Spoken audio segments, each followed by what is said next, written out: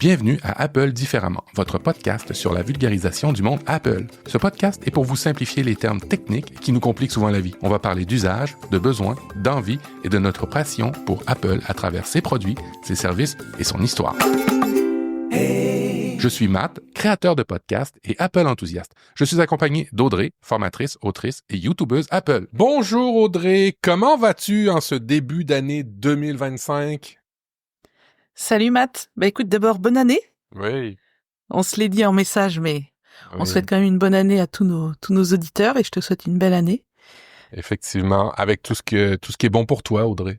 Peut-être encore plus de van life, encore plus de vacances, encore plus d'argent sans moins travailler puisque tu es dans la YouTube monnaie, je sais pas. Tout ce qui est bon pour toi. Là, ce qui serait bon pour moi, c'est du chauffage parce que figure-toi que ouais? ça fait 8 jours que mon poêle à granulés est en panne et qu'il fait 13 chez moi et que c'est un peu rude. C'est un peu rude, 13 degrés. Parce que oui, figure-toi que les poêles à granulés aujourd'hui, ils ont une carte mère, ils ont des ventilateurs. En fait, c'est des ordinateurs. Et j'ai une coupure de courant. Oh. Ça fait au moins 2 semaines quand même qu'il arrêtait pas de se mettre en sécurité. Et en fait, j'ai fait venir le technicien et il m'a dit, le ventilo est mort, et la carte mère est en partie morte. Donc, voilà, je dois changer la carte mère de mon chauffage. C'est incroyable. D'un chauffage au bois. À granulés, ouais. À peler, voilà. Débile. On a les mêmes problèmes chez nous.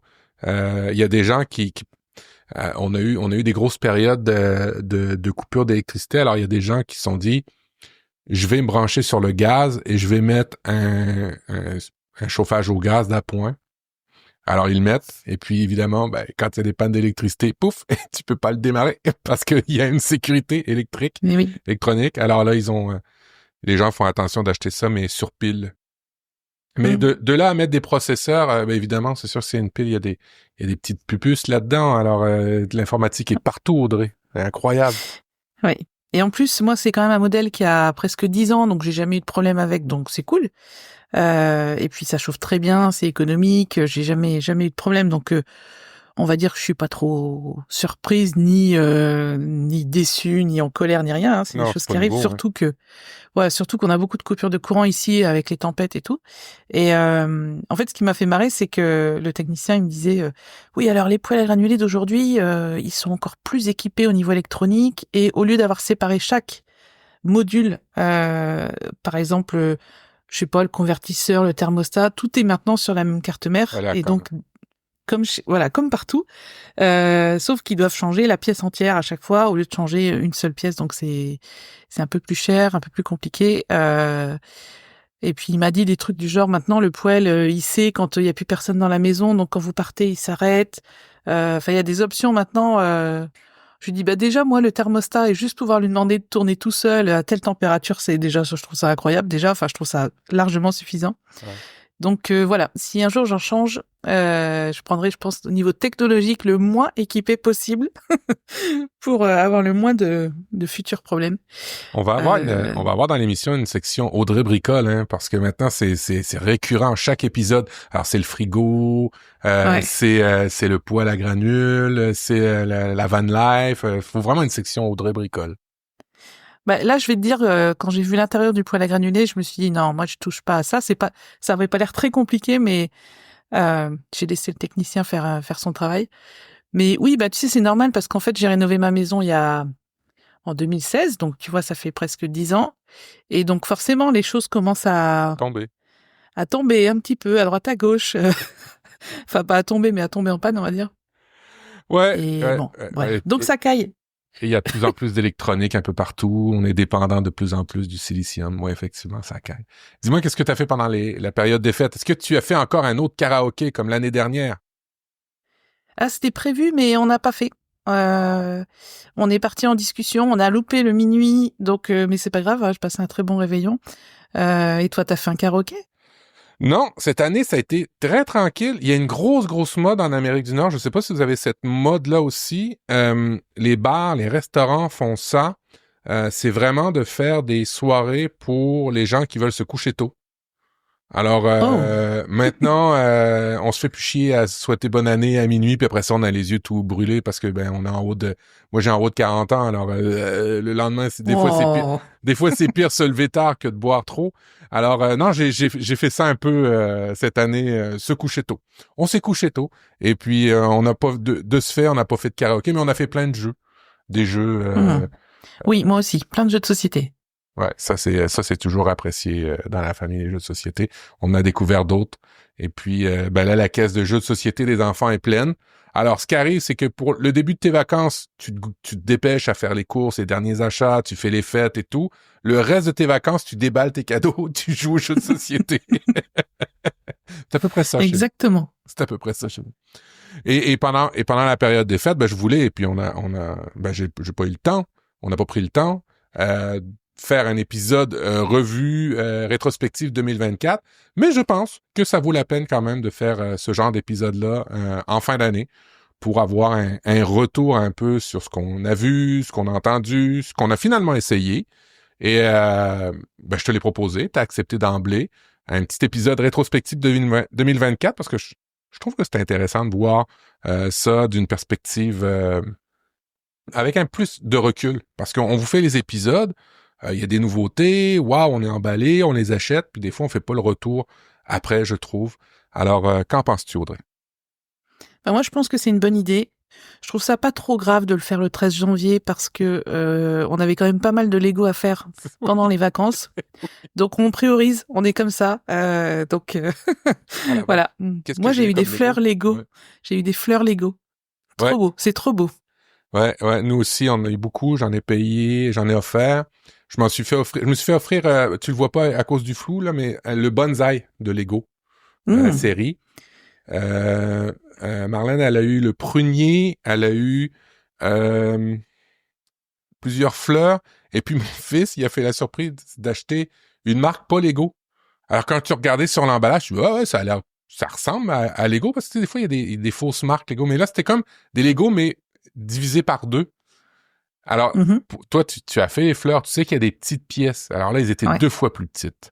Alors Marlène Ah elle a oui, il me passé semble que je vois où est-ce que tu dis. une journée Ah ouais. complète sur un bouquet de fleurs. Mais c'est Ben moi, juste les fleurs, ça m'a pris plusieurs heures quand même. Alors j'ai eu 3 boîtes de 2 ou j'en ai eu pas mal quand même, mais ça occupe bien le temps. La fleur cerisier, la branche de cerisier, il ouais, y a des mini pièces. ouais, ça C'est on a. super long à faire, mais franchement, ça rend trop bien. En plus, il y a pas besoin de les arroser, ça fun pas. Moi, je trouve ça génial. Ben, ils ont réussi, Lego a vraiment réussi à faire la transition des...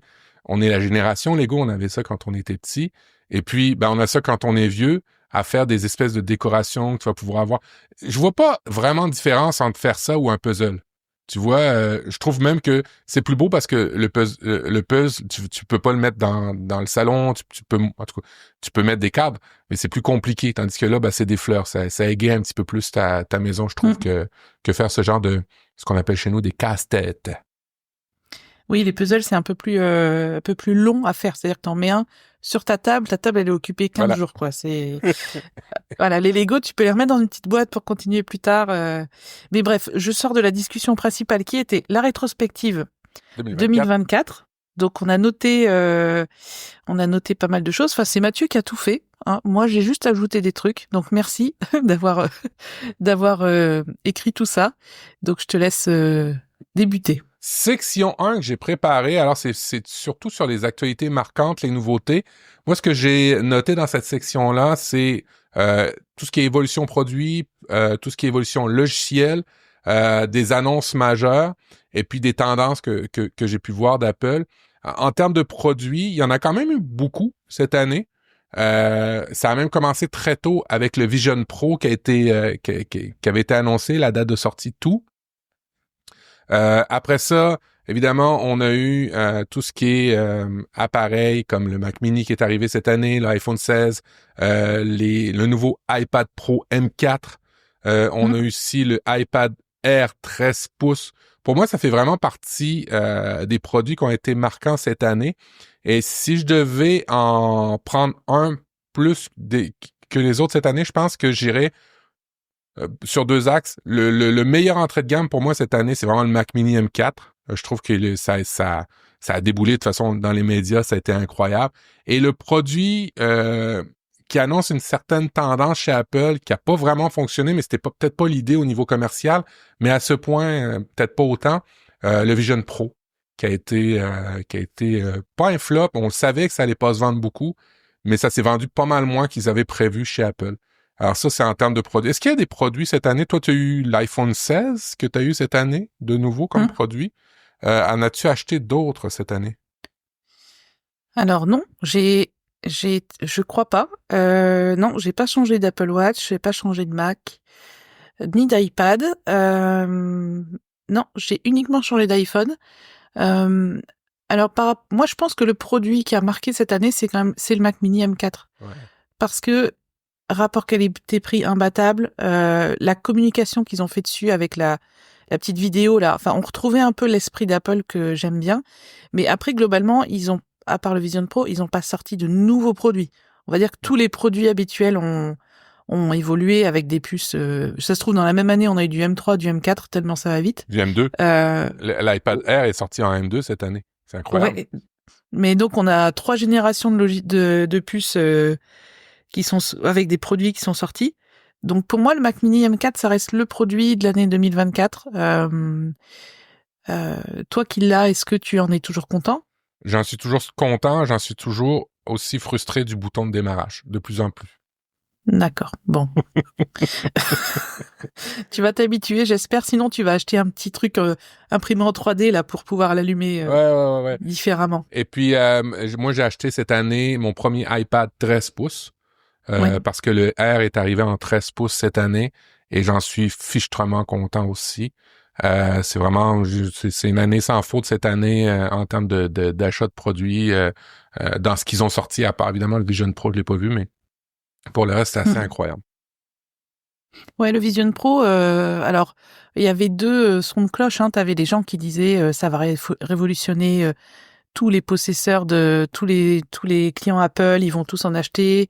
Moi, j'étais quasiment persuadée que ça allait rester sur un public très ciblé, genre les plus geeks d'entre nous, les journalistes et les professionnels. Et au final, je pense que c'est ce qui se passe. Donc, ma vision sur le Vision Pro était pas mal. Je sais pas, apparemment, ils ont arrêté les chaînes de production parce qu'ils en ont assez en stock.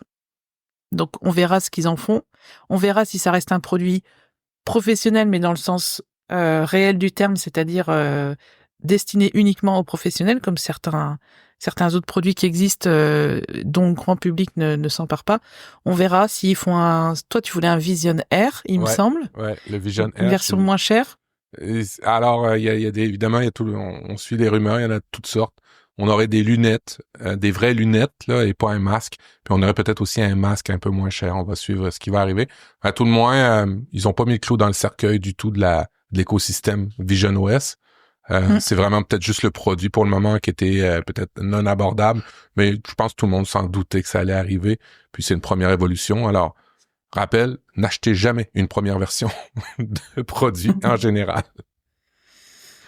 Au niveau logiciel, iOS 18, macOS Sequoia, iPadOS, Apple TV, watchOS, je pense que le mot d'ordre cette année, ça a été pas grand-chose en termes de grosses fonctionnalités parce que on attend l'intelligence artificielle. Alors, je pense que cette année, ils avaient commencé un peu l'année dernière. Il y avait des fonctionnalités qui n'étaient pas toutes là quand ils ont sorti. Cette année, c'est encore pire, je trouve. Plein de fonctions qui sont pas prêtes lors du lancement des OS qui arrivent avec la version .1, .2, .3, .4. Moi, c'est ce qui a vraiment marqué cette année.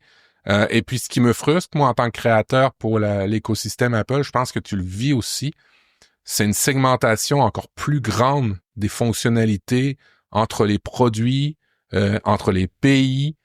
Pour moi, ça devient vraiment compliqué à suivre. J'imagine pour toi, les formations, ça doit être incroyable. Je trouve qu'entre...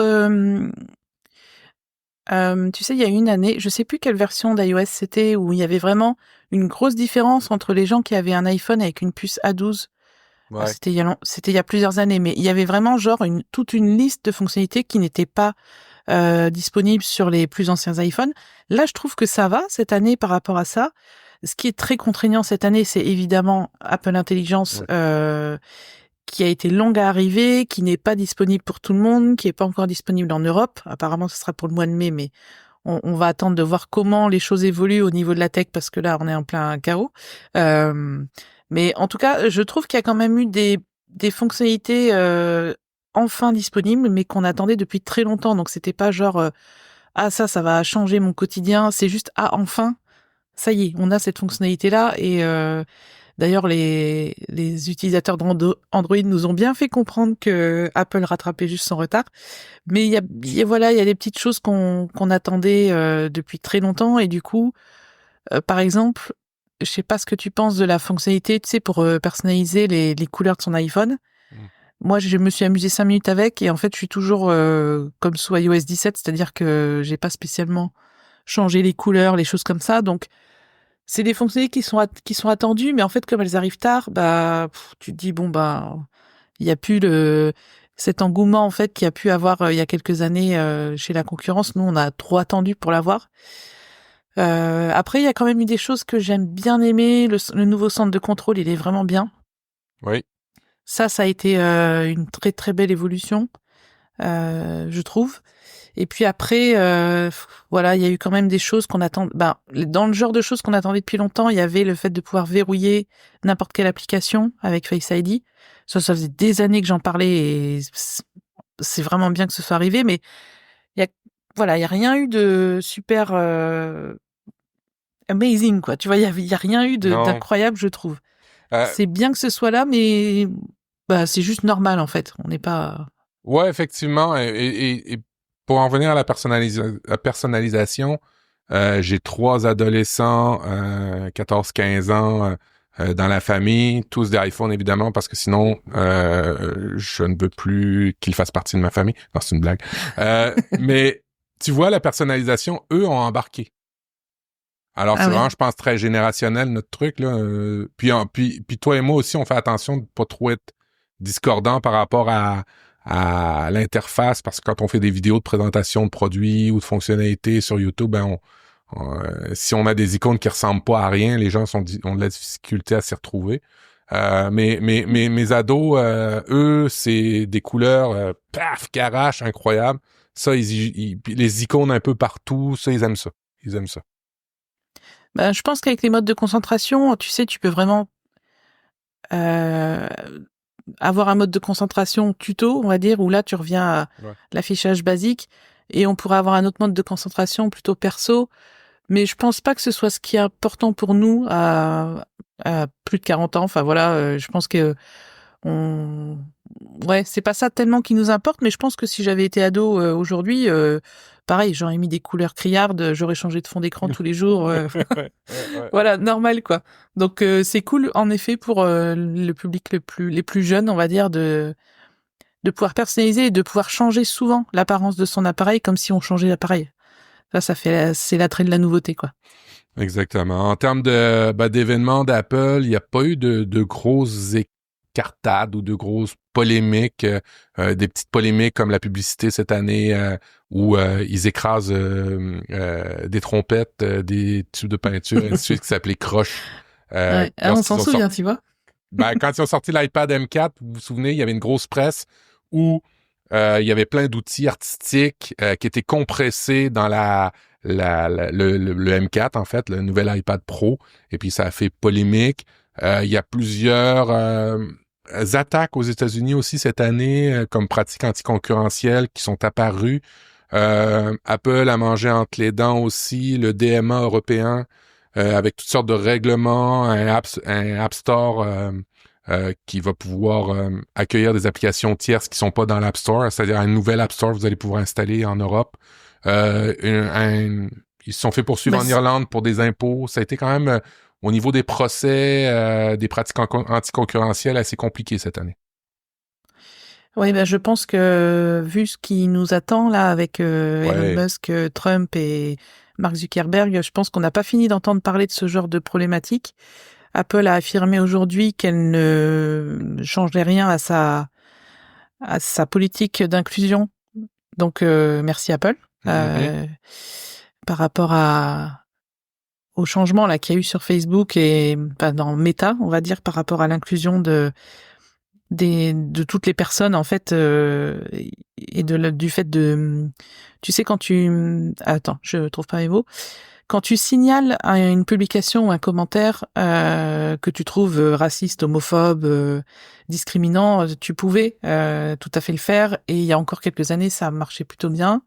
Donc là Meta a affirmé que l'homosexualité par exemple ne serait plus l'insulte envers la communauté homosexuelle ne serait plus un problème. En gros, il se radicalise, en fait, Ouais. clairement. Je vais le dire comme ça. Tout ce qui est Donc, discrimination positive aussi va être ce qu'on appelle la discrimination positive, là, mais on va juste se rappeler quelque chose, là, c'est que en embauche, on fait ce qu'ils appellent la discrimination positive, là, parce que si on la fait pas, ben c'est majoritairement des hommes. Tu sais, les plus grosses fortunes, les plus grosses entreprises, c'est 95% géré par des hommes, ce qui reflète pas vraiment la société. Alors, ce qu'on appelle, j'ai un peu de difficulté avec le terme, mais je comprends l'idée, puis j'en suis là d'avoir une espèce de discrimination positive, puis de protéger les plus faibles, en grosso modo. Et puis le nouveau vent coureur de Musk, Trump, de la droite libertarienne au maximum, et l'autorégulation qui ne fonctionne pas et qui n'a jamais fonctionné, ben est en train de foutre le camp aux États-Unis. Et puis, par le fait même, ils font des misères au Groenland, au Canada. Bref, ça va être assez pénible. Et puis, t'as remarqué que Tim Cook a payé de sa poche plusieurs millions pour l'investiture de Trump. Ça a dû y faire mal, parce que ça n'a pas l'air d'être un gars qui est dans cette lignée de pensée-là. Non, je pense qu'il est complètement à l'opposé de Trump, ou du moins... alors, c'est son argent personnel, hein, c'est pas l'argent d'Apple, donc ça, c'est bien de le préciser aussi, parce que j'ai entendu pas mal de gens crier au scandale par rapport à Apple, mais c'est bien l'argent personnel de Tim Cook. Ça a été dit publiquement. Donc, je trouve ça mieux que d'avoir fait ça discrètement et de le cacher. Donc, Tim Cook, il assume. Après, je pense que clairement, il le fait pour des raisons politiques et pas parce que Trump partage... je pense pas qu'il partage les mêmes avis, pas du tout, étant donné que Tim Cook étant lui-même faisant partie d'une minorité, entre guillemets, ça m'étonnerait qu'il partage l'avis de Trump. Et puis, vu les pressions que Trump met à toutes les grosses boîtes tech, ben ils sont tous là à payer pour au moins conserver leurs acquis. Donc ça, oui, l'année 2025, je pense qu'elle va être compliquée à ce niveau-là. Encore plus que 2024. Je pense que l'Union européenne va s'opposer à pas mal de choses, et notamment les restrictions là liées à la modération sur Meta.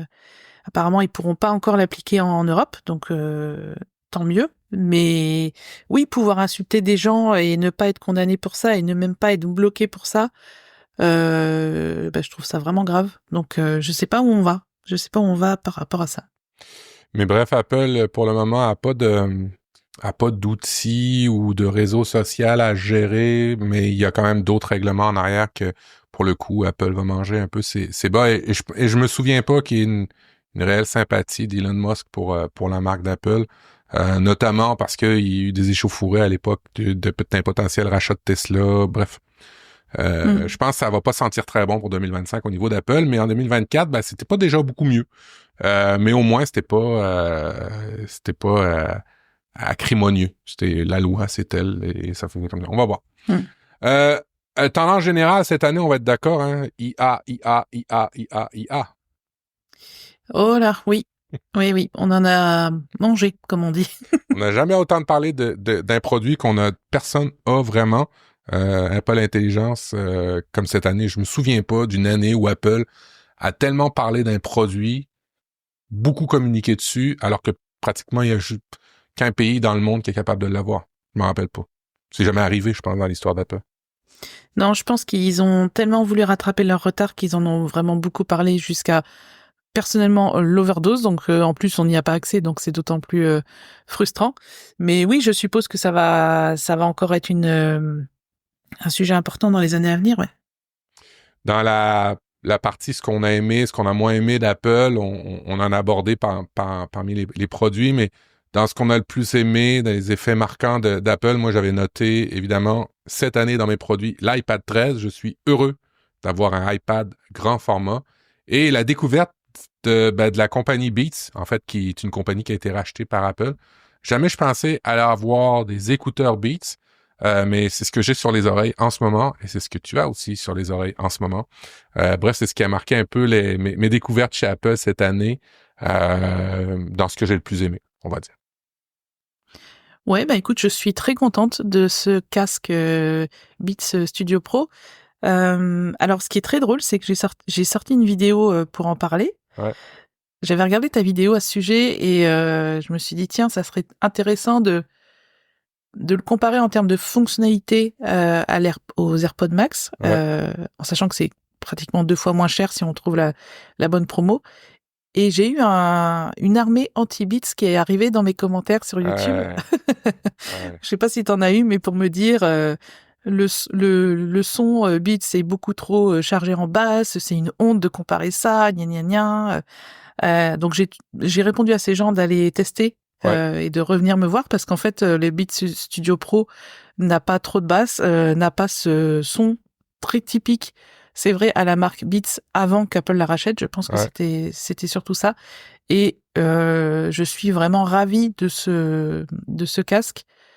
Il coche toutes les cases. Comme j'ai dit dans la vidéo, à part le basculement automatique d'un appareil à l'autre qu'il n'a pas, mais franchement ça marchait une fois sur deux. Ça marche une fois sur deux avec mes AirPods, donc j'ai jamais trouvé ça très pratique. Et puis là, le fait d'avoir juste le jumelage iCloud, en fait, ça suffit largement à juste sélectionner le casque dans les sorties audio dispo et de pas devoir à chaque fois aller dans réglage Bluetooth et aller le chercher. En fait, ça fait une grosse différence. Que j'avais un casque Marshall avant, que j'ai eu plusieurs années, et bien sûr, il n'avait aucune fonctionnalité liée à Apple, donc il n'avait pas le jumelage iCloud. Et donc, à chaque fois que j'utilisais, je devais aller réglage Bluetooth et je devais le connecter manuellement. Donc ça, c'était vraiment chiant, je le dis clairement. Et là, avec les Beats, avec le Beats Studio Pro, on n'a pas ce problème-là. Donc c'est un super casque, un très bon rapport qualité-prix. J'en suis ravie. Et en effet, on les a sur les oreilles. Toi, t'as la version blanche. Moi, j'ai la version noire. Et ouais, merci de m'avoir conseillé ce produit. Ben écoute, face à la réaction, moi aussi sur ma vidéo, j'ai eu des gens qui ont réagi parce qu'en plus, j'ai fait le sacrilège de comparer avec des casques filaires que j'avais Audio-Technica et puis j'avais du Sennheiser. Et puis j'ai aussi des gens qui disent trop de basse. À chaque fois, je leur dis allez essayer en magasin. Le meilleur conseil qu'en fait pour les casques, c'est aller essayer en magasin. Dites au vendeur que vous avez votre musique, apportez la musique que vous écoutez. Essayez-le avec votre musique, si vous pouvez, parce qu'il y a vraiment que comme ça que vous allez pouvoir voir un comparatif, une amélioration. Et puis, en termes de base, c'est pas ce que moi j'ai déjà connu par le passé au début, mais ça fait longtemps. Et ce qui est très drôle, c'est que c'est un biais humain. On a une opinion sur un truc, et puis le truc, il peut pas changer. Ou la personne, il est comme ça. Il était comme ça il y a 6 ans, c'est comme ça qu'il est encore. Non, c'est pas ça la vie, malheureusement. Les produits, c'est pareil. Ouais, et heureusement plutôt, parce que heureusement que les entreprises ont la chance d'évoluer et on peut leur redonner un essai, on peut leur faire confiance à nouveau, voire en plus aujourd'hui, si on achète en ligne, on a 14 jours pour tester et renvoyer sans avoir besoin de se justifier si on n'aime pas. Donc vraiment, là, en plus, les gens qui ont commenté ça sur YouTube, alors je sais que ça partait d'un bon sentiment parce qu'ils m'ont écrit des pavés pour me dire à quel point les codecs machin, ils étaient très très calés en audio, ce qui n'est pas mon cas. Mais du coup, je leur ai juste dit je comprends vos arguments, mais essayez-le parce que moi clairement j'ai le même son au niveau des basses, des aigus que sur mes AirPods ou que sur d'autres casques que j'utilise avant. Donc dire encore aujourd'hui, en 2025, que les Beats, c'est que des basses et c'est du son de rappeur, non, c'est plus vrai. Donc, actualisez vos connaissances et puis on en reparlera. Exactement. Au niveau des designs, fonctionnalités bien pensées cette année dans les fonctions de nos produits, moi, j'ai noté un truc que j'expérimente en ce moment en anglais, mais que j'ai depuis au moins 1 an et demi, là. Sur mon Mac, c'est tout ce qui est en lien avec l'intelligence artificielle. Alors évidemment, vous l'avez pas, puis on l'aura pas avant un bon petit moment avec Apple Intelligence, mais je vous dis que la fonctionnalité que vous allez surkiffer, c'est les fonctionnalités de réécriture qui vont venir avec Apple Intelligence.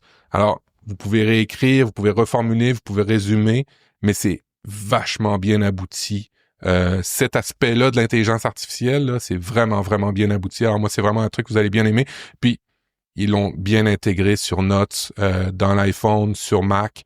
Ça va vraiment être un plaisir de communiquer parce que il y aura plus vraiment de raison de mal communiquer, de mal formuler, d'envoyer des trucs avec des fautes d'orthographe. Hésitez pas quand ça va arriver à l'utiliser. Moi, c'est vraiment la fonctionnalité d'intégration la mieux foutue que j'ai vue dans tous les outils d'intelligence artificielle que j'ai pu utiliser. Et j'en utilise je suis sur Microsoft Windows tous les jours. Et puis, ce que fait Apple aux États-Unis en ce moment, ce que je vois est vraiment vachement bien fait. Bah écoute, moi j'avais été surprise parce que dans WordPress, t'as une fonction d'IA maintenant pour la réécriture. Ah ouais, cool. Et ouais, ça fait plusieurs mois que c'est dispo. Et souvent, moi, je pars quand je publie ma vidéo sur mon blog, en fait, pour amener du texte.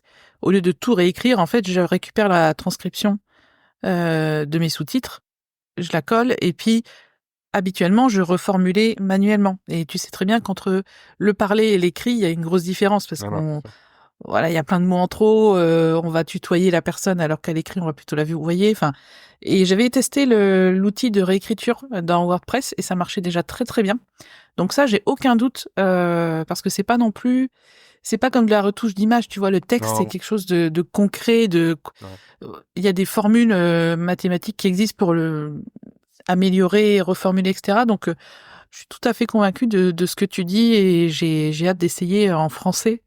Apple Intelligence parce que voilà, il y a quand même des choses qui sont très très bonnes chez Apple en anglais, c'est normal puisque c'est leur langue maternelle, on va dire. Et dans d'autres langues, c'est toujours un petit peu moins bon, donc on verra ce que ça donne en français ou en français canadien ou je sais pas quoi.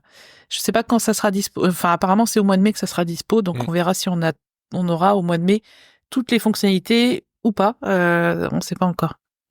Et puis, j'utilise, en fait, je l'ai testé, Playground pour la nouvelle fonctionnalité pour créer des memojis.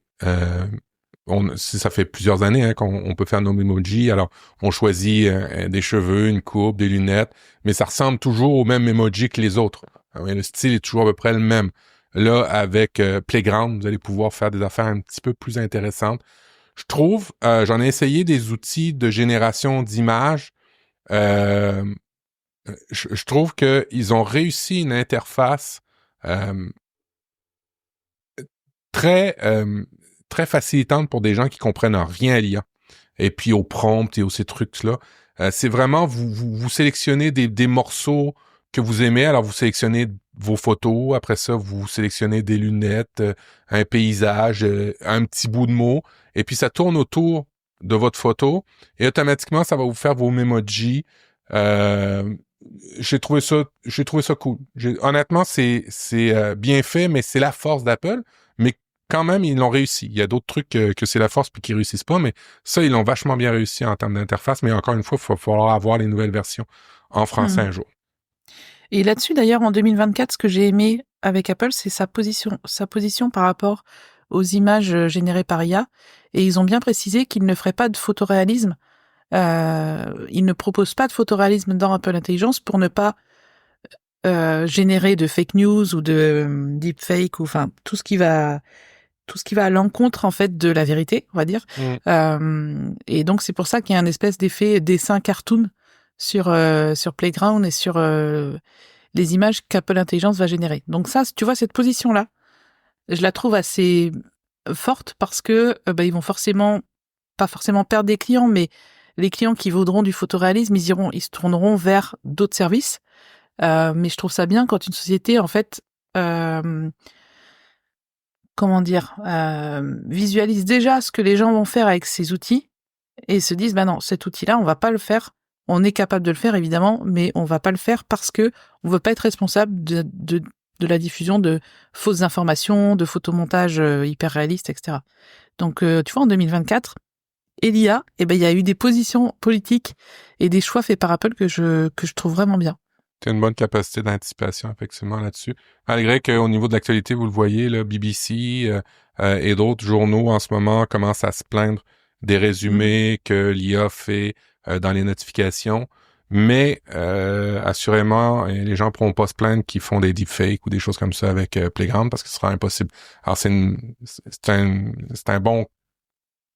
bonne capacité d'anticipation sur ces affaires-là. Et ils ont l'habitude de faire attention et c'est là où tu vois que de laisser tout aller, ben on blesse plus de monde. Oui, c'est ça. Et puis trouver comme excuse, ben c'est ce que les clients veulent. Ben en fait non, parce que voilà, il y a un moment en fait, c'est quand même des monstres aujourd'hui de puissance, de technologie, de réseau mondial, et il faut quand même qu'ils aient une éthique, quoi. Enfin, selon moi, et on le voit bien, comme on disait tout à l'heure avec Meta et tout ça, l'éthique des entreprises, c'est de plus en plus important, étant donné qu'on connaît la viralité des choses et comment ça peut arriver très vite, ça peut faire le tour du monde en un quart d'heure, enfin, voilà. Donc, Mais dans le cas de Meta, l'éthique est à modulation variable. Tandis qu'Apple, pour le exactement. moment, a l'air à se tenir à ça. Mm. On va voir. Toi, en termes de fonctionnalité, cette année, là, bien pensé. Là. Toi, là, il y a quelque chose qui t'a jeté à terre. T'as pensé à ça, tu l'as écrit. C'est quoi ta fonctionnalité de l'année? Bah écoute, c'était quand même une blague parce que comme je l'ai dit tout à l'heure, il y a plein de fonctionnalités dans iOS 18 que j'ai trouvé bien, mais quand même pouvoir mettre pause pendant qu'on est en train de filmer avec l'application d'origine d'Apple, hein, l'application appareil photo, je trouve ça génial. Ça permet de faire des stories avec ça évite un montage en fait, parce qu'on on commence à filmer, on met pause, on va où on veut aller, on recontinue à filmer, on met pause, etc. Et donc, ça fait un film comme si on avait monté plusieurs plans. Donc, je trouve ça vraiment bien. J'ai hâte qu'on puisse changer d'appareil photo, donc de la caméra avant à la caméra arrière quand on filme. Parce que ça, c'est tout con, mais je sais même pas pourquoi c'est pas encore possible de le faire. Je sais qu'on peut le faire avec d'autres applis, mais globalement, j'aime bien privilégier les applis d'origine. Donc, bah oui, pouvoir mettre pause quand on filme, c'est super. Et ils en ont même pas parlé pendant le keynote, donc merci Apple. Et vous pouvez, soit dit en passant, encore une fois, pour avoir évité de faire du montage maintenant, démarrer une chanson sur Apple Music et filmer en même temps. Et là, vous aurez la musique dans votre morceau de film. Ouais, dans la vidéo. Ça non plus, ils en ont pas parlé, mais on peut le faire. Ce qu'on a moins aimé cette année, produits décevants, trop chers, dans les catégories que j'ai écrites, manque d'évolution de certains segments, stratégie discutable. Je vais y aller avec toi, parce que là, c'est toujours moi qui parle. Qu'est-ce qui t'a le plus déçu en termes de produits cette année, de segments ou de stratégie discutable? Bah écoute, l'Apple Watch 10 a été un peu une déception parce que c'était les 10 ans de l'Apple Watch. J'aurais bien aimé... alors, je sais qu'elle est plus fine, qu'elle a plus d'autonomie, etc. Mais juste sur l'aspect physique, design, j'aurais bien aimé avoir une spéciale édition. Ouais. Tu vois, une SE, mais dans le sens spéciale édition au sens propre du terme. Voilà, donc je m'étais posé la question parce que malheureusement, la batterie de mon Apple Watch 8, elle s'use très vite. Donc voilà, je m'étais posé la question à changer, et puis quand j'ai vu l'Apple Watch 10, je me suis dit bon ben non, en fait, je vais garder la mienne. Et le truc que je trouve qui est vraiment mal foutu, c'est le nouveau bouton sur l'iPhone 16 et l'iPhone 16 Pro, le bouton commande de l'appareil photo. Convaincu que c'était un franc succès, ça. J'ai été déçu quand ouais. Ouais, j'ai fait une vidéo là-dessus pour expliquer comment on s'en sert parce que c'est clairement pas intuitif. Et déjà, ça me pose un problème globalement, et je crois que j'en ai déjà parlé dans le podcast de faire les réglages avant de prendre la photo. Enfin, des réglages avancés, genre le ton, le filtre, enfin, je trouve qu'autant sur un vrai appareil photo, tu fais tes réglages, mais c'est des boutons physiques, donc en fait tu vas très vite quand tu as l'habitude de ton appareil, tu vas très vite pour régler la focale, des choses comme ça va très vite avec un appareil photo. Mais là, le fait que ce bouton il détecte la pression, sauf que c'est très sensible, donc en fait t'appuies une fois pour afficher les petites barres d'outils, tu fais glisser pour passer d'un outil à l'autre, t'appuies 2 fois, enfin c'est vraiment hyper sensible et très compliqué à utiliser quand on prend une photo, parce qu'en fait c'est fatigant comme position. Si tu veux, t'es là et tu fais alors ouais, attends, j'appuie et machin, et du coup après j'ai bougé, donc je dois recadrer. Enfin, c'est vraiment pas pratique. Et là, j'ai vu que dans la prochaine mise à jour d'iOS 18, ils vont ajouter encore une fonction ou deux, donc ça va encore compliquer la chose. Donc j'ai envie de dire, et d'après les commentaires que j'ai eus sur YouTube suite à cette vidéo, que je suis pas la seule à être déçue et à pas trouver ça pratique. Et il y a plein de gens en fait qui ont dédié ce bouton à autre chose et qui s'en servent pas pour vraiment pour faire de la vidéo, quoi. Donc j'ai hâte de voir s'ils vont le laisser sur les prochains iPhones. J'aurais hâte de connaître ton avis. D'ailleurs, si un jour tu vas en Apple Store, prends le temps de l'essayer, tu me diras ce que t'en penses. Mais voilà, donc j'ai moins aimé ça sur l'iPhone 16. J'étais un peu déçu, quoi. Au niveau de cet aspect-là, beaucoup de retours, hein, comme toi, qui, en plus, les gens ont l'air à... Beaucoup de YouTubeurs disaient qu'ils déclenchaient par erreur souvent l'appareil photo à cause de ce bouton-là. Malheureusement, belle idée, peut-être mal implémentée. Puis c'est pas l'habitude d'Apple sur ces trucs-là, je trouve. Ben, en fait, le problème, c'est la sensibilité du bouton. C'est-à-dire que parfois, tu te dis... Et pourtant, je l'ai testé quand je suis partie en road trip et tout. Je l'ai vraiment testé à fond, ce bouton. Je me suis autorisée à prendre des photos que avec ce bouton-là, vraiment pour le tester. Et clairement, la sensibilité, elle est... Étant donné qu'on utilise une coque sur le téléphone, parce qu'en plus, si on l'utilise sans coque, voilà, l'iPhone, il vole toutes les 2 minutes. Hein, c'est très compliqué de le tenir et d'avoir... En plus, il est trop loin, le bouton. Il est trop haut, donc... Enfin, ou alors j'ai des mains trop petites, mais bon, c'est censé être compatible avec tout le monde. Ouais, vraiment déçu de ce bouton. Pas facile, pas... il est intuitif, mais dans l'action, c'est-à-dire dans le fait de sa sensibilité, il y a quelque chose qui va pas. C'est...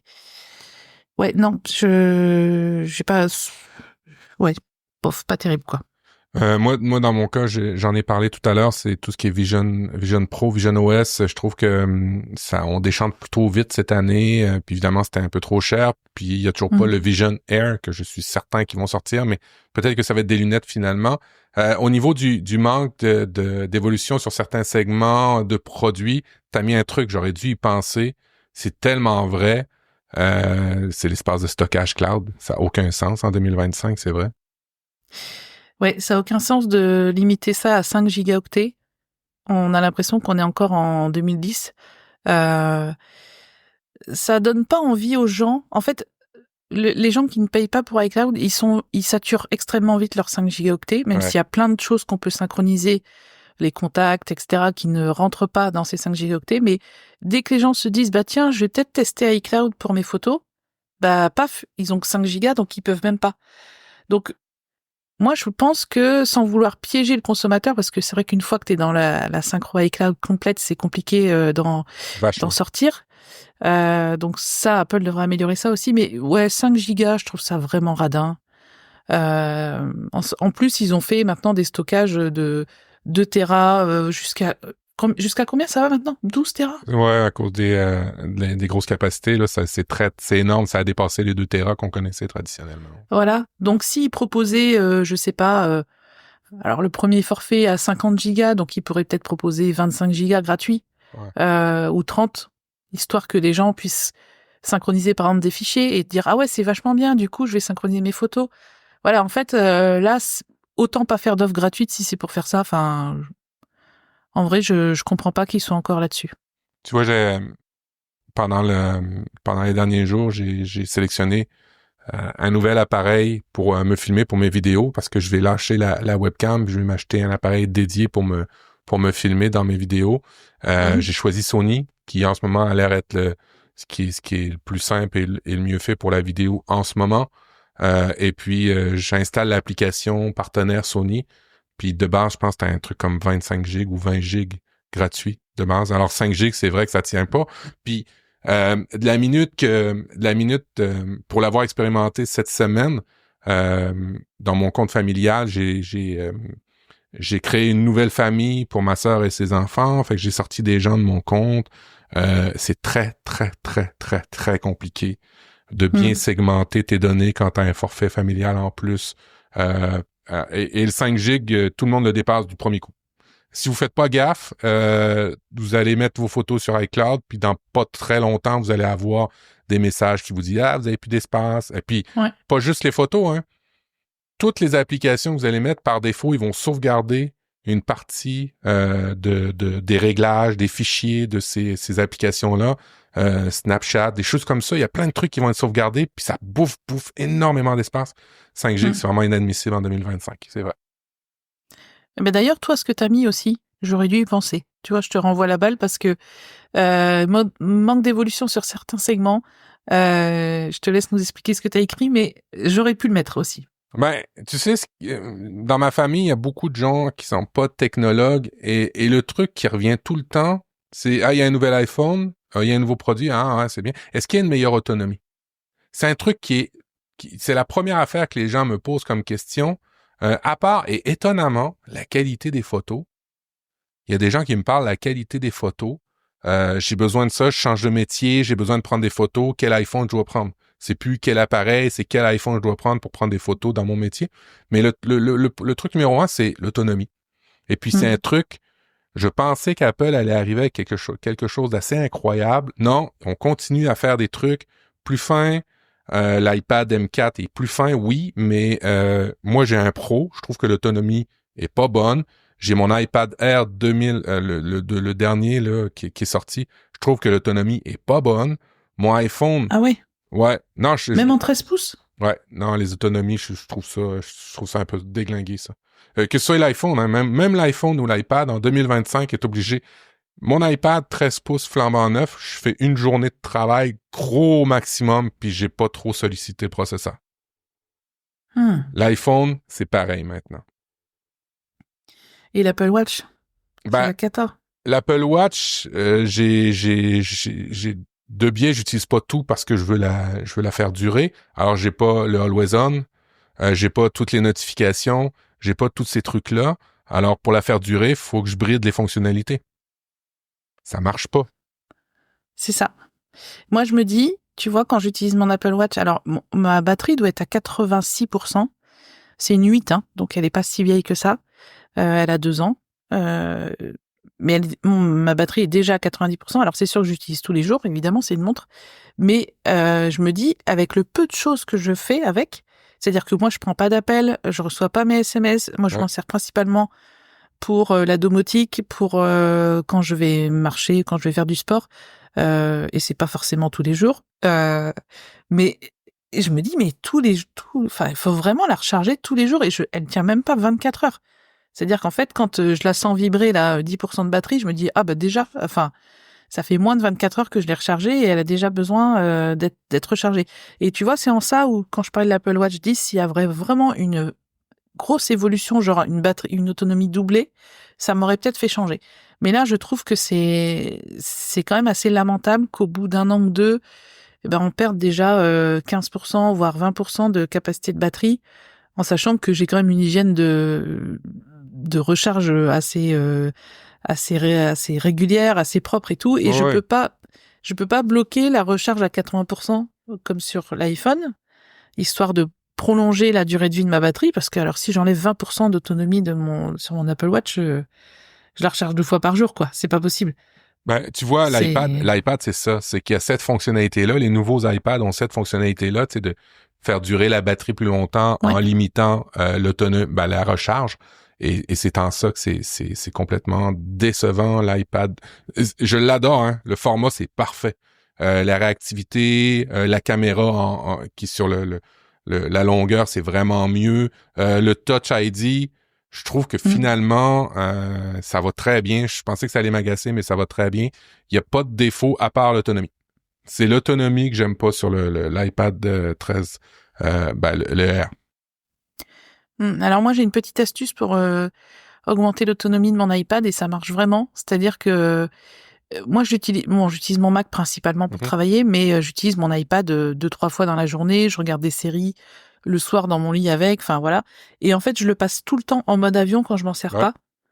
Et vraiment, ça fait une énorme différence parce que je peux le tenir parfois 3-4 jours sans le recharger, voire plus si je l'ai pas trop utilisé, alors que si je le laisse tout le temps en connexion Wi-Fi, Bluetooth, etc. Ben alors là, tous les jours, faudrait que je le recharge. Donc vraiment, il se vide tout seul dès qu'on le laisse connecter. Donc si vous utilisez votre iPad de manière régulière, mais pas trop, pensez à le mettre en mode avion. Quand vous avez fini d'utiliser, vous verrez, ça change pas mal la donne et sa batterie se vide beaucoup moins vite. Ouais, moi, je fais ça, puis aussi, je retire le mettre dans ce mode-là. Je le fais pour mon téléphone, mais c'est vrai, tu me fais penser, il faut que je le fasse aussi pour mon iPad. J'ai même une automatisme qui se fait sur mon iPhone en bas de 75%. Pouf, il se met tout de suite en mode parce que j'ai pas besoin qu'il se rafraîchisse tout le temps. Je suis toujours sur mon Mac. Moi, quand j'ai besoin de trucs, tout de suite, c'est sur mon Mac. Je vais le faire aussi sur mon iPad. Puis mon iPad, en plus, j'ai retiré tout ce qui est actualisation en arrière-plan. Il y a rien qui s'actualise sur mon iPad. Oui, moi j'ai aussi. pas besoin. Moi, ça c'est sur l'iPhone aussi. Mais ouais, il y a quand même pas mal d'optimisation à faire dans les réglages, mais c'est sûr que là, l'autonomie, ça devient... Tu vois, il y a encore quelques années, on se disait, bon, la technologie va évoluer, les appareils sont plus fins, donc c'est mieux. Sauf que là, c'est bon, ils peuvent arrêter la cure d'amaigrissement, hein, c'est bon. Et on peut nous redonner un peu plus de batterie, d'autonomie. Et pour l'Apple Watch, par contre, je sais pas comment ils vont faire, parce que tant qu'il y aura pas une nouvelle technologie que le lithium-ion, je vois pas. Je vois pas comment ils vont pouvoir augmenter l'autonomie vu la taille du produit, quoi. C'est quand même très petit. Bon, il y a une nouvelle technologie dans les actualités que je lisais qui devrait arriver en 2026 qui pourrait potentiellement avoir des gains très appréciables. Mais je me demande s'ils vont pas en profiter pour rendre les produits encore plus fins plutôt qu'encore plus autonomes. Et c'est en ça, moi, que ça me tue à chaque fois. Oui, on a les produits les plus fins, mais à un moment donné, ils vont s'envoler tellement ils sont fins. Mais la batterie, ça, c'est important. Tu vois, c'est un peu Mais le truc qui oui. me... Imagine, t'aurais une Apple Watch qui dure toute la semaine. Ça serait génial. Enfin, Ouais. après, j'entends déjà certains auditeurs qui vont nous dire que chez la concurrence, il y a plein de montres qui tiennent une semaine, voire plus, mais là, c'est pas le sujet. Nous, on parle des produits Apple. Ah oui, mais la concurrence, ils en ont besoin pour envoyer toutes nos données qu'on n'a pas autorisées en Chine. Normal. Ouh, le méchant. Je suis méchant. Au niveau de ma réflexion globale de l'année d'Apple, je trouve que cette année, ça a été une année au niveau logiciel plutôt moyenne, au niveau produit quand même à la hauteur. Ils ont fait de bons produits, mais moi je sens très bien que c'est une année de préparation pour qu'on ait quelque chose d'assez incroyable en 2025. Je sais pas si c'était à peu près ce ressentiment-là cette année, là, de l'année 2024. Oui, moi j'ai surtout l'impression qu'ils ont vraiment mis un coup d'accélérateur pour rattraper leur retard sur différentes choses, notamment sur l'IA. Tu sais, quand on a eu la WWDC, ils ont parlé de l'IA constamment. C'était dans chaque présentation, chaque nouveauté, c'était ouais. Et puis avec l'IA, on pourra faire ça en plus. Ouais. Enfin, c'était vraiment, on est là, on s'affirme, on a 2 ans de retard, mais on est là quand même. Et pour moi, ça a été vraiment l'année d'Apple Intelligence et du fait qu'on en a mangé beaucoup là, et que espérons que là, avec iOS 19, on ait vraiment un truc abouti en termes d'IA et que ça reste soit un service intégré, parce qu'il y a une question du prix aussi. Il y a eu des rumeurs comme quoi ça pourrait devenir un service payant. Je pense que ça serait bien de le réserver peut-être aux clients iCloud qui payent déjà pour iCloud. Ça pourrait être un service en plus dans iCloud. Mais oui, je suis d'accord avec toi sur le fait qu'on sent qu'il y a des choses qui se mettent en place peut-être pour l'avenir d'Apple et que dans les années à venir, sauf s'il y a encore une autre révolution qui arrive, mais bon, on verra. On verra peut-être que ça sera la prochaine grosse évolution, ça sera sur les batteries, sur l'évolution de la technologie des batteries. Ça serait bien. On va voir. Mais je suis d'accord avec toi. On a fait une grosse... Ça fait 4-5 ans là, au niveau des processeurs puis des capacités que nos appareils, c'est incroyable. Là, c'est bon. OK, on arrête un peu cette partie-là, les amis. On fait des meilleures batteries. Évidemment, chaque émission d'Apple différemment, on a une partie inspiration où on discute plus au niveau culturel des choses qui ont été faites cette année. Je veux rester un petit peu dans le Apple TV+, puis parler peut-être au niveau culturel, films, séries marquants. Est-ce qu'il y a des trucs qui ont été notables cette année au niveau d'Apple TV+, par exemple? Les séries. Alors, bizarrement, J'ai une liste longue comme le bras de séries à regarder sur cette plateforme. C'est une plateforme que je paye tous les mois avec Apple One et je pense que c'est celle que j'utilise le moins, pardon. Et je n'arrive pas à comprendre pourquoi, alors que je sais que c'est des séries et des films hyper Ouais. qualitatifs. Ça va peut-être introduire ce que toi tu reproches à cette appli. Mais en fait, le truc à suivre, là, je déteste. En Ouais. fait, tu sais, la ligne à suivre dans Apple TV+, j'aime pas parce que j'ai l'impression que ça me demande de suivre plusieurs trucs en même temps. J'aime pas du tout le fait d'avoir un épisode par semaine. C'est vraiment Non, ouais. inacceptable. Je vais utiliser ce mot-là. Ah, c'est clair, hein, c'est clair. Donc en fait, j'attends. Ah bah ça y est, je pense que j'ai trouvé pourquoi Apple TV+, c'est la plateforme que je consulte le moins parce qu'en fait, je me dis tout le temps, ah génial, il y a une nouvelle saison de Severance par exemple qui arrive. Ah mais ça va être un épisode par semaine. Bon bah je regarderai plus tard Ouais. quand tout sera là et en fait, j'y retourne jamais. Ouais. Est-ce qu'on a un peu le même ressenti C'est ou exactement ça. Et puis pire, moi, c'est que en plus de ça, alors je trouve détestable de devoir attendre. Je pense qu'en 2025, toutes les plateformes ont montré que c'est plus ça la tendance. Ce que j'aime bien, c'est ce que Netflix et les autres plateformes font, c'est qu'ils te donnent une demi-saison d'un coup, puis l'année prochaine, tu auras l'autre demi-saison. OK, on peut dire que c'est une deuxième saison, une troisième saison, OK, ça va, mais ça passe encore? pas un épisode par semaine. C'est pas vrai, on fait pas ça en 2025. Et puis, l'autre truc que je trouve détestable, puis il va falloir qu'ils travaillent là-dessus, et Amazon Prime Video, c'est la même cochonnerie, c'est de mettre d'autres plateformes et abonnements dans leur outil. Alors, des fois, je regarde Apple TV+, vous savez, sur mon Apple Télé, quand on est sur l'icône de l'application, on a une petite visionneuse qui apparaît, un petit carrousel qui défile, et puis bien souvent, c'est des trucs qui sont même pas de la plateforme, de d'autres plateformes. Ce qui fait que Oui. j'oublie totalement que, ah ouais, même Apple TV+, et tu l'as bien dit, c'est des affaires ultra qualitatives, bien foutues, montées, des histoires où on n'est pas habitué d'aller dans les autres plateformes. Ça peut être des comédies musicales, Shrinking, qui est une comédie sur les troubles de santé mentaux, sur la santé mentale, les psychologues, qui est un petit bijou. C'est peut-être pas la première, je dirais, première série que je vous dirais d'écouter si vous avez jamais écouté du Apple Télé+, mais c'est assurément dans votre top 10 à écouter. Ben, c'est l'application. Je la trouve mal foutue. Ils ont fait un travail cette année pour l'améliorer. Ben, je trouve que ça a pas marché plus. J'ai même regardé mes stats d'écoute et il y a des trucs qui sont sortis en 2024 que j'ai pas écoutés. Alors, de un, parce que le premier épisode était sorti, puis vous aurez le prochain vendredi prochain, vous aurez le prochain d'après dans l'autre vendredi. Ça, mais il y a aussi le fait que ben, c'est mélangé à travers d'autres plateformes que j'ai déjà. Oui. Alors c'est vrai qu'en affichant le petit menu à gauche, tu peux choisir uniquement les contenus Apple TV+, mais ça demande de se rappeler qu'il faut aller là pour pas voir ton Arte, ton Prime C'est Video, ça? ton Netflix, tout intégré. Et du coup, si on a des apps, c'est pour sectionner les choses. Je pense que mentalement, on a besoin de se dire, ah oui, ça c'est sur Netflix, ça c'est sur Prime, ça c'est sur Disney+, et ça c'est sur Apple TV+. Donc, il y a aussi ce problème-là. Mais là, tu vois, en décembre, j'ai résilié Disney+ et Netflix et je me suis dit, Audrey, tu vas te concentrer sur Ouais, Apple ouais. TV+, parce que tu le payes tous les mois et parce que c'est génial ce qu'ils font. Donc, c'est une nouvelle habitude que je vais prendre. Pour moi, l'autre problème des plateformes, et c'est ce que j'ai noté, c'est la pub. En fait, comme tu disais, Prime, ils intègrent d'autres catalogues. Donc, par exemple, OCS, Max, MGM. Il y a plein de passes, en fait, que vous pouvez acheter maintenant.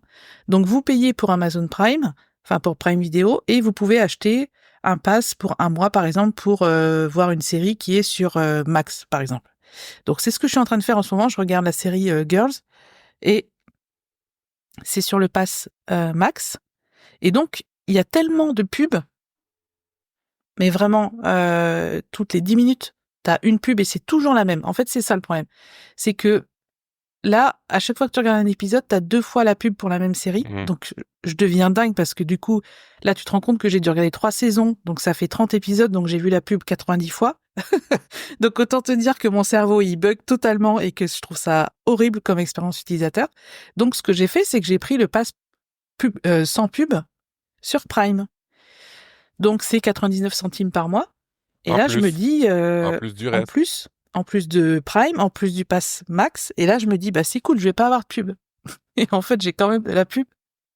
Donc hier soir, j'étais avec le chat de Amazon. J'ai expliqué la situation. J'ai pris un pass anti-publicité, j'ai encore de la pub. J'ai tout fait, j'ai réinstallé l'appli, j'ai déconnecté mon Apple TV, mon compte, j'ai tout fait. Et là, le gars me dit, oui, c'est normal, madame, le pass sans publicité, c'est que pour Prime. Ouais. Il me dit, on n'est pas responsable de la pub diffusée sur Max ou OCS ou MGM. Donc je leur dis, ok, je vais aller résigner mon pass sans publicité. Et du coup, je me retrouve à regarder une série alors que je paye, avec beaucoup trop de publicité et surtout toujours avec la même publicité. Et je dirais que c'est même ça le problème, parce que si une fois c'était en début d'épisode une pub de 30 secondes sur une voiture, après c'était sur autre chose, je pense que ça passerait. Là, c'est une pub de 45 secondes pour la même série. En plus, les images sont hyper violentes. C'est pas du tout le genre de série que j'aime. Enfin, vraiment, expérience pourrie. Donc 2024, c'est ça, c'est l'intégration de la pub dans les plateformes qu'on paye. Ouais. Et c'est dur. Franchement. Et c'est mal foutu, puis c'est toujours des trucs. Moi, c'est toujours des gros camions. Hein. Bref. Mais revenons-en un petit peu au positif, parce que il y a quand même des séries, qui sont à noter puis à voir. Moi, cette année, j'ai découvert Silo sur Apple TV+. Vraiment une série post-apocalyptique qui était vraiment, vraiment bien faite. J'ai découvert aussi des films d'Apple TV+, qu'ils ont fait. Et puis, dans les autres séries, ce que j'ai bien aimé cette année, de revoir, même si c'est en début 2025, c'est Shrinking. J'étais content de voir Shrinking, la saison 2 avec Harrison Ford, qui vieillit. J'ai un peu de la misère, j'ai un peu de difficulté. Ça me fait de la peine de voir Harrison Ford vieillir, mais j'étais content de le voir. 80 ans, là. Ouais, 78, t'imagines? Ouais. Donc Shrinking, moi, j'ai adoré. J'ai pas regardé la saison 2 encore parce que forcément, j'attends tous les épisodes. Hello Tomorrow, j'ai vraiment aimé. Il y a eu aussi... Alors, attends, je suis en train de regarder. L'autre que j'ai bien aimé, qui m'a fait rire. Ouais, vraiment très bien, j'adore l'actrice. Et dans les films, il y a eu Finch, c'était pas cette année, c'était pas en 2024, mais c'est bien quand même si vous l'avez pas vu. Tetris, évidemment, 2023. Slow Horses, la dernière série était vraiment bien, je vous la recommande si vous aimez un peu d'action, c'est vraiment chouette. Bad Monkey, en fait, je me souviens pas avoir écouté un truc sur Apple TV+, pour vrai, que j'ai pas aimé. Ouais, c'est ça. En fait, dès le premier épisode, on est pris dans la série et on se dit pas, bon, je vais regarder encore quelques épisodes pour voir, pour être sûr d'arrêter ou pas. Moi, j'ai trouvé ça, c'est d'une qualité incroyable.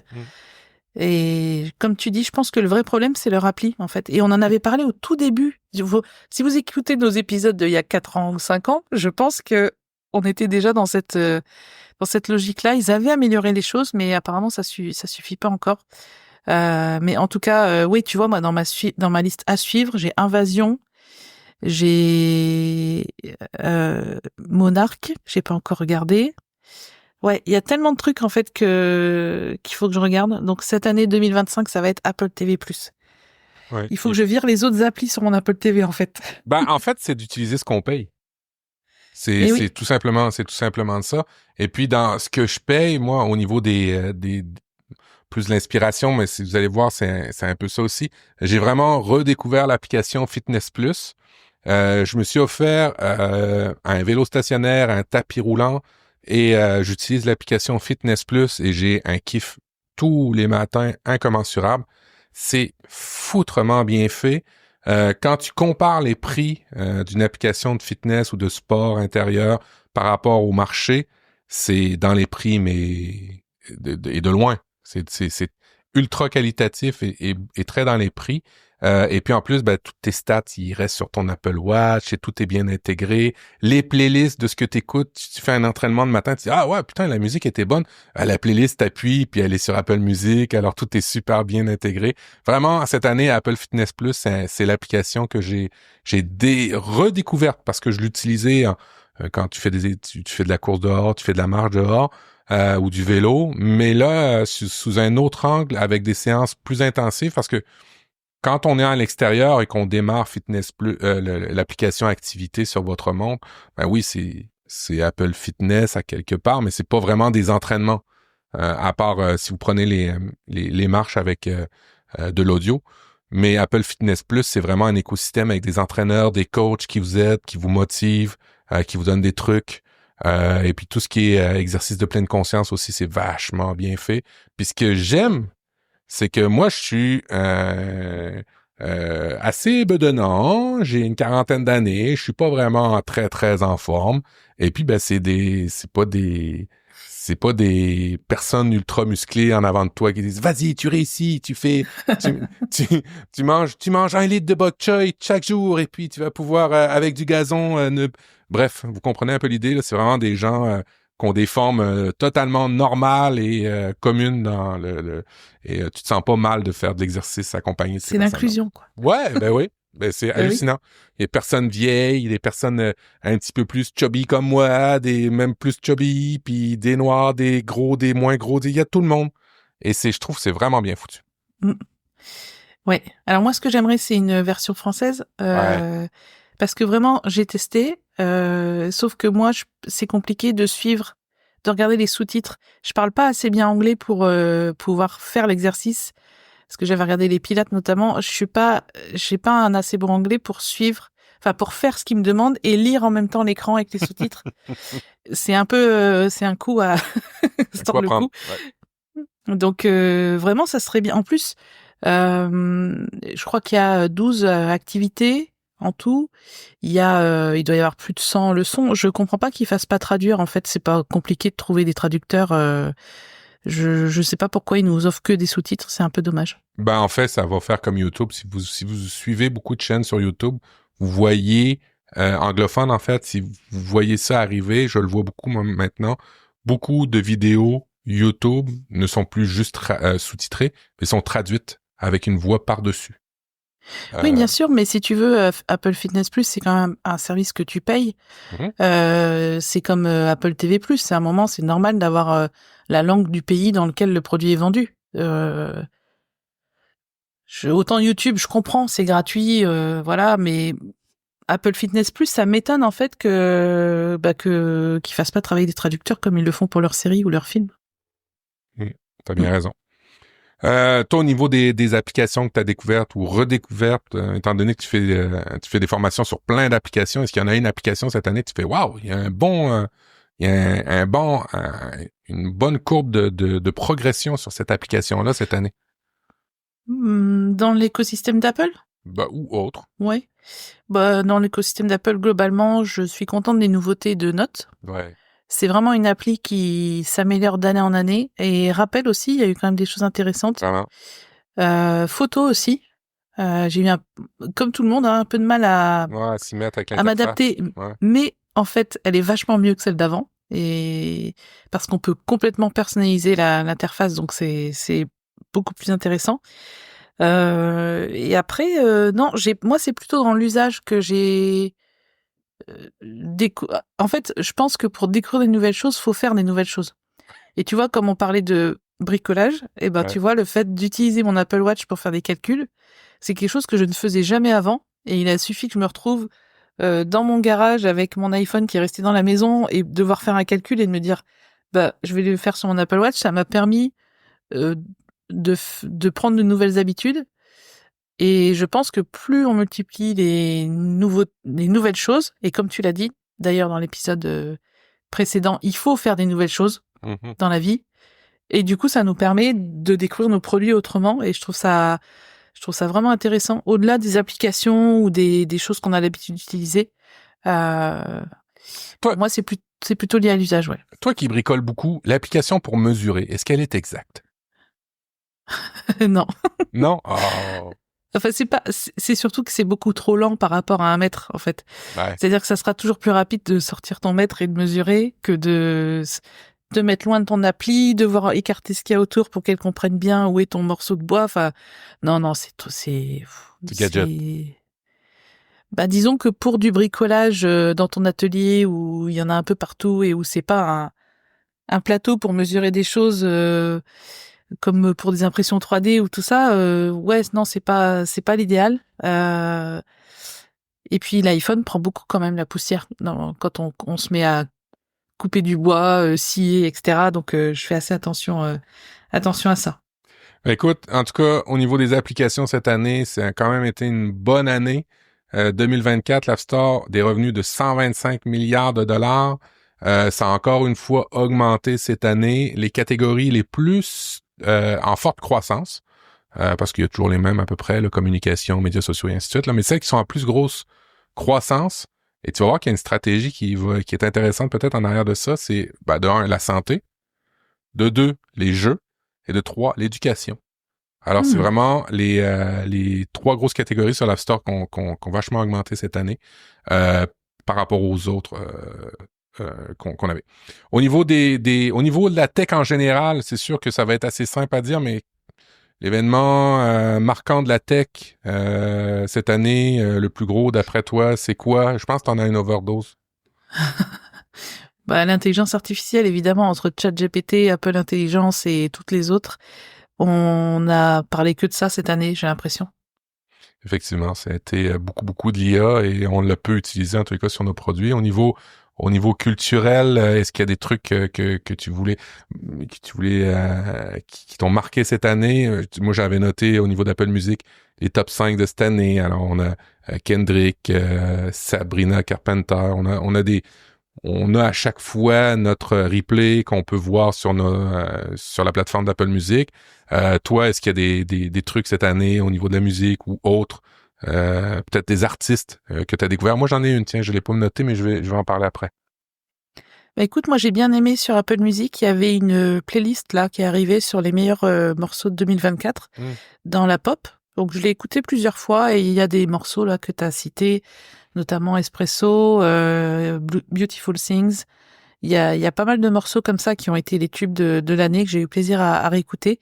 Et j'ai commencé à écouter aussi les nouvelles radios là dont on avait parlé la dernière fois. Ouais. Donc pour ceux qui aiment la radio, c'est bien quoi. Donc Apple Music toujours au quotidien, tous les jours de ma vie. C'est Apple Music, c'est incroyable. C'est incroyable, puis il y a des trucs qui sont assez spectaculaires. Je t'explique. J'ai une personne dans mon entourage, on a fait son groupe familial avec, et son enfant venait d'acheter un iPhone, mais il avait pas mis un vrai compte d'enfant là-dessus. Alors on a tout bien fait, le compte familial avec des comptes d'enfants. Et puis il était content, il avait Apple Music, il pouvait l'écouter, mais il pouvait plus télécharger la musique. Alors on vérifie pour découvrir qu'en bout de ligne, vu qu'il avait commencé son abonnement, qu'il avait inscrit son téléphone avec un forfait, avec un autre compte, à cause des droits DRM d'Apple Music, tu peux pas avoir le téléchargement de musique sur ton téléphone, sur un compte qui a été changé sur un iPhone ou un iPad ou un Mac, moins de 90 jours. Autrement dit, ce que ça veut dire, c'est que quand tu as Apple Music, tu as une espèce de droit pour télécharger toute la musique sur ton téléphone, mais avec les ayants droit, ils ont mis une espèce de règle que tu peux pas changer aussi souvent de compte sur ce téléphone-là, parce que ça ferait quoi? Tu pourrais télécharger toute la musicographie, échanger ton iPhone, le redonner à quelqu'un d'autre, et puis finalement, il pourrait écouter la musique sans vraiment avoir les droits pour. C'est un truc que j'ai découvert d'Apple Music. Alors, il y a plein de petites fonctionnalités comme ça qui sont assez incroyables d'Apple, mais en tous les cas, ils protègent bien les artistes ou les ayants droit. Ça, on peut juste souligner ça. Ah, mais c'est sûr, ouais, il y a 90 jours en fait de délai. J'avais déjà eu le problème. 90 jours de délai quand tu changes d'identifiant Apple ou du coup sur un iPhone où tu avais un autre identifiant Apple. Ouais, ça c'est des contraintes. Il y a des choses qui sont un peu pénibles. Par exemple, même dans Final Cut Pro, tu peux pas intégrer un morceau qui vient d'Apple Music. Ouais. Même quand tu l'affiches dans le Finder et que tu vas le chercher dans tes sous-dossiers que tu veux le récupérer pour faire ton montage vidéo, tu peux pas. Alors c'est sûr qu'Apple, ils ont toujours été très à cheval sur les droits d'auteur, même pour les e-books, même pour la musique, les films, etc. J'ai beaucoup de clients qui me disent j'ai un copain qui m'a mis de la musique sur une clé USB, donc je l'ai mis dans Apple Music, mais ça marche pas. Bah oui, parce qu'ils ont le pop-up qui s'affiche, cette musique n'est pas liée à votre identifiant Apple, donc vous pouvez pas l'écouter. et ils comprennent pas pourquoi, et c'est juste du respect de droit d'auteur. Donc oui, ça m'étonne pas ta petite aventure que t'as eue là, c'est des restrictions. Bon, ça faisait le tour un peu des choses inspirantes ou au niveau culturel qu'on a pu voir cette année.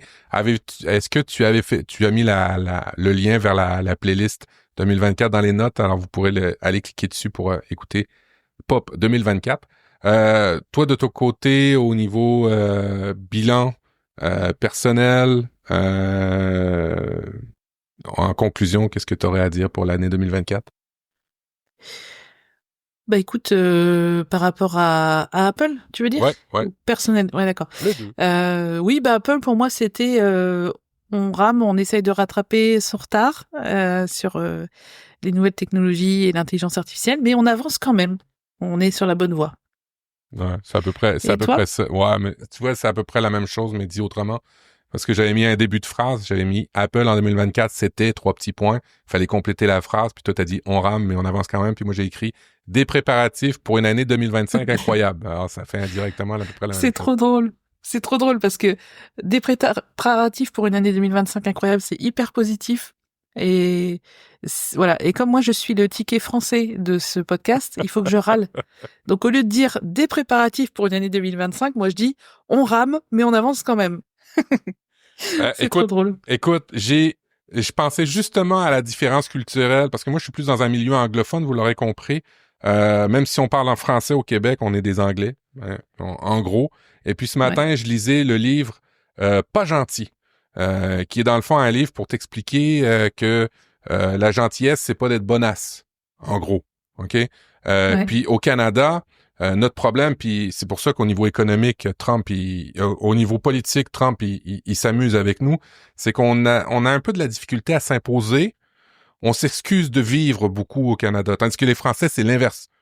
Ils comprennent pas pourquoi les gens, ils vivent pas comme eux. Bien souvent, ça arrive, ça. OK? En gros. Je peux le dire parce que je suis né en France. Mais, et donc, le français, c'est ne pas être gentil et pas dans l'aspect négatif de ce que je dis ça. Le français a tendance, je trouve, à pas être gentil pour être niais, pour être gentil, pour faire plaisir. Il pense, je trouve, mieux à lui que ce qu'on peut faire au niveau anglophone. Alors, c'est pour ça, je trouve que c'est fort à propos. Le livre est bien, je vous le conseille si vous avez de la difficulté, que vous êtes trop gentil des fois.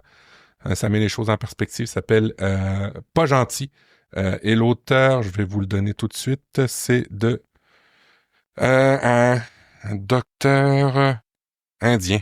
Je vous le donnerai dans les notes de l'émission.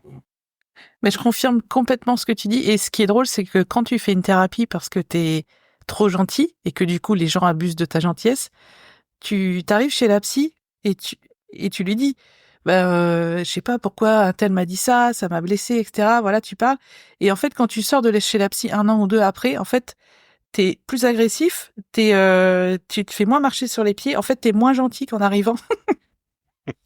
Mais en fait tu te fais juste respecter parce qu'il y a trop de gens qui abusent des gens gentils, alors que moi je trouve que c'est le meilleur compliment et qualificatif qu'on peut dire de quelqu'un, c'est une personne gentille. Mais c'est vrai qu'en France, on rencontre souvent des gens qui ont besoin de prouver qu'ils sont beaucoup d'ego, etc. Et du coup, il faut apprendre à se faire respecter, même si dans notre nature, on n'est pas forcément à montrer les crocs et à être tout de suite très sur la défensive. Mais bon, il faut apprendre à ne pas se faire marcher sur les pieds et à être moins gentil. Mais j'ai vraiment hâte un jour de venir par chez toi et d'essayer de comprendre vraiment l'état d'esprit des Canadiens, parce que tous les gens qui y vont me disent oh là là, mais c'est incroyable comme ils sont gentils. J'ai encore eu 2 personnes là qui sont allées, qui sont revenues. Ils ont dit c'est incroyable la mentalité, comment ils sont gentils et comment ils sont calmes, et enfin vraiment il faut vraiment cultiver cet état d'esprit chez vous parce que c'est exceptionnel, quoi. Ouais, mais en même temps, comme je te dis, peut-être que Trump va faire qu'on va devenir méchant tellement il nous fait chier en ce moment. Alors, pour ceux qui ne le savent pas, il parle d'annexer le Canada au reste des États-Unis comme 51e État. Et il a fait des menaces au niveau du Groenland qu'il utiliserait probablement la force. Nous, il dit qu'il fait des menaces carrément économiques. Alors, c'est juste pour vous dire à quel point je suis un peu remonté en ce moment. Et c'est un peu une ambiance anxiogène. Bref, pour pas rester sur cet état d'esprit, pour conclure l'émission, Audrey, ben évidemment, on va demander à nos auditeurs de confirmer ou d'infirmer ou nous donner ce qu'ils ont aimé plus de l'année 2025, des bons coups, des séries. N'hésitez pas à les partager. On va essayer en 2025 de trouver une plateforme pour centraliser un peu ces échanges-là par épisode, parce que je trouve que c'est pas très simple sur Apple Podcast d'échanger entre nous. Fait que je vais essayer de trouver un moyen cette année pour avoir des commentaires en dessous de chacun des épisodes. Et puis, n'hésitez pas dans les médias sociaux à nous dire ce qui vous a marqué cette année, à nous reprendre si on a dit des erreurs, parce que c'est bien, parce que quand quelqu'un nous reprend, Audrey, ça fait du contenu pour le prochain épisode. Puis on n'a même pas besoin de travailler. Ça, c'est cool. Alors, n'hésitez pas à nous reprendre. Et puis, on va essayer que l'année 2025 soit toujours aussi bien, toujours aussi plaisante. D'ailleurs, cette année, j'ai remarqué, moi j'ai fait mon bilan des statistiques de plein de trucs, je l'ai dit dans le dernier épisode, même si on a fait beaucoup moins d'épisodes, nos épisodes sont de plus en plus écoutés. Alors ça, c'est cool. C'est vraiment impressionnant par rapport à 2023. Alors merci beaucoup à tous. Merci, merci beaucoup de nous permettre de continuer. On vous voit de toute façon dès les premiers jours là. Hop, écoutez, les statistiques décollent dès qu'on publie. Donc vraiment merci pour votre écoute, votre soutien. Et puis on essaye de faire avancer des choses de notre côté. Et on espère une belle évolution du podcast en 2025. On vous tient au courant. Audrey, où est-ce qu'on peut te retrouver pour voir toutes ces belles formations que tu offres, qui sont si nécessaires, de plus en plus nécessaires, je trouve, avec le fait que les plateformes sont de plus en plus, je dirais, complètes, que ce soit Mac, que ce soit iPhone, que ce soit l'iPad. Où est-ce qu'on peut trouver des formations pour nous aider, puis où est-ce qu'on peut échanger avec toi? Alors, vous pouvez retrouver mes formations, certaines gratuites, certaines payantes. Faut bien gagner sa vie quand même. Sur appleavec-audrey.fr. Si vous voulez du 100% gratuit, vous pouvez aller sur ma chaîne YouTube, où je fais une vidéo par semaine. Et puis, par rapport aux réseaux sociaux, c'est un peu compliqué en ce moment. Donc Blue Sky, j'ai envie de dire Blue Sky, puisque j'ai malencontreusement supprimé mon compte Mastodon. Je vous raconterai. Bref. Donc oui, Blue Sky, Instagram, bien évidemment, pour l'instant. J'ai envie qu'on continue, qu'on défende ce réseau que j'aime beaucoup. Comme j'ai dit dans ma story aujourd'hui, en diffusant des petits animaux mignons. C'est un combat que je mène fièrement. Et vous pouvez donc me suivre sur Instagram. Instagram, c'est vraiment l'appli que j'utilise le plus. Et toi, Matt, on peut te trouver où? Profduweb.com. Et j'aimerais démarrer un hashtag en 2025 pour se battre contre toute cette ambiance moribonde avec des belles photos d'animaux mignons, avec hashtag animaux mignons. Vous allez le mettre 2025 pour justement polluer de manière différente exactement. Les streams puis les algorithmes, j'allais dire. Alors, hashtag animaux mignons avec un S. Et puis, on va vous retrouver là-dedans. N'hésitez pas pour l'année 2025. À bientôt. Salut, ciao, ciao.